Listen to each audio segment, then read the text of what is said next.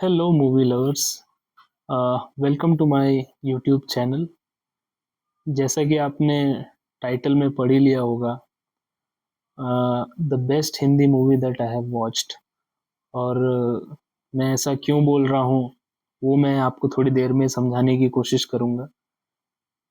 वैसे तो बहुत सारी मूवीज आती हैं, बहुत लोगों को बाहुबली बहुत पसंद आई होगी, किसी को केजीएफ बहुत पसंद आई होगी, और तमाम तरह की मूवीज आती रहती हैं। पर हर एक मूवी का अपना एक जॉनरा होता है, और अगर आप उसको उस जॉनरा के बेसिस पे डिसाइड करेंगे तो आपको समझ में आएगा कि कुछ ऐसी मूवीज होती हैं जो आपके ऊपर एक गहरा असर डालती हैं, जो आपके साथ रह जाती हैं, और वही ऐसी मूवीज है जो मुझे सबसे ज़्यादा पसंद आती हैं। उसी में से ये मूवी है उड़ान। बेसिकली इस मूवी को तो 15 साल हो गए, और फर्स्ट टाइम जब मैंने ये मूवी देखी थी तो आई थिंक मैं करीब 19 या 20 साल का रहा होऊंगा। और इस मूवी ने ऐसा असर छोड़ा मेरे ऊपर कि आज तक मैं जब भी इस मूवी को देखता हूँ तो बिना रोए नहीं रह पाता है। ऐसी स्टोरी है इस मूवी की।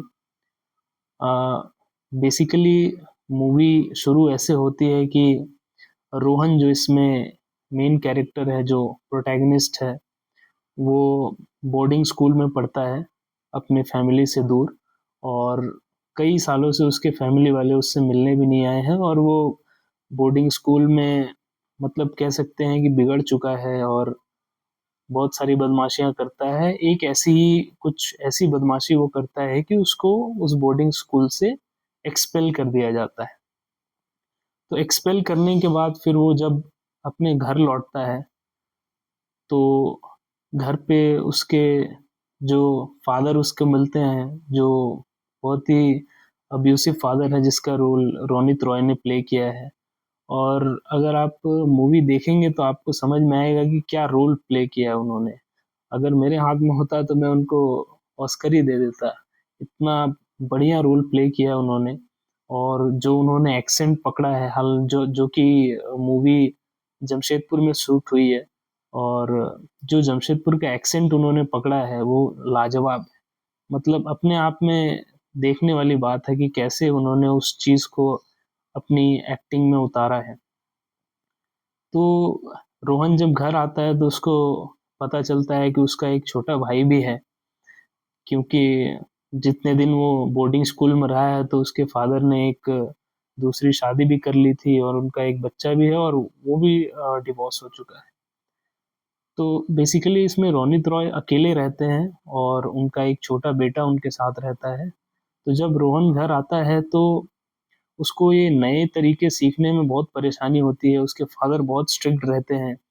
वो उसको चाहते हैं कि वो इंजीनियरिंग कॉलेज में पढ़े, उनकी फैक्ट्री में काम करे।